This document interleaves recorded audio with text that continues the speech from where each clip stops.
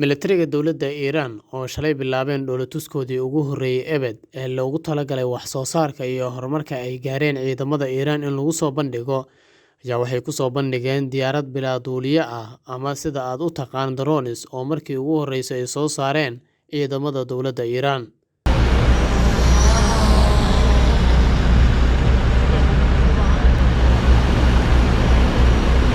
Si aan muuqaalkan u guda galno, walaal like saar aragtidaada ka dhiibo oo share garee muuqaalkan si uu u gaaro saaxiibo badanna aan ugu helno mahadsanid.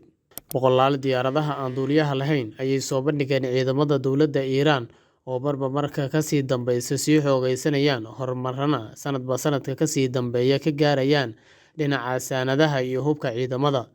Diyaaradaha bilaa duuliyaha ah ee Iran ay soo saartay soona bandhigeen ayay ciidamadu qaybo badan oo ka mid ah tijaabiyeen xilli ay socotay munaasabad 2 maalmood qaadatay oo lagu qabtay gobolka waqooyiga ku yaal ee Semnan.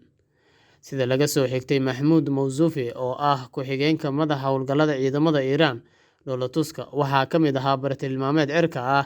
iyo baabi'inta goobaha bartilmaameedka ah iyadoo la adeegsanayo gantaalada cirka iyo hawada, garaacista bartilmaameedyada dhulka iyadoo la adeegsanayo bambaanooyin iyo gantaalo, iyo in la adeegsado gantaalada ay ridayaan diyaaradaha aan duuliyaha lahayn ee meelaha fogfog laga hago ee loo yaqaan kamikaze drones, kaas oo ay soo saartay dowladda Iran. Ku-xigeenka taliyaha ciidamada Iran, Brigadier General Mohammad Hossein Dadras, oo ku dhawaaqay tababarka maalin ka hor ayaa sheegay in Iran ay ku guuleysatay inay soo saarto noocyo kala duwan oo diyaaradaha aan la magacaabin, inkastoo cunaqabataynta Mareykanka ay saaran tahay dalkaasi. Ciidamada xoogga waxay caddayn doonaan in ay diyaar u yihiin inay ka jawaabaan hanjabaad kasta oo dhinac kasta kaga timaada, ayuu yidhi Genaraal Mohammad.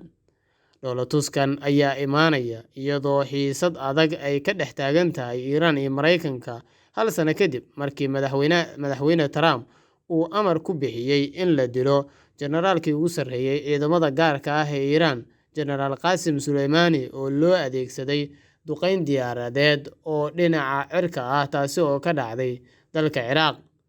Iran weli waxaa saaran cunaqabatayn adag oo Mareykanku saaray kadib markii Trump 2018 uu si tartiib ah uga baxay heshiiskii nukliyeerka ee quwadaha caalamku ay la galeen dowladda Iran.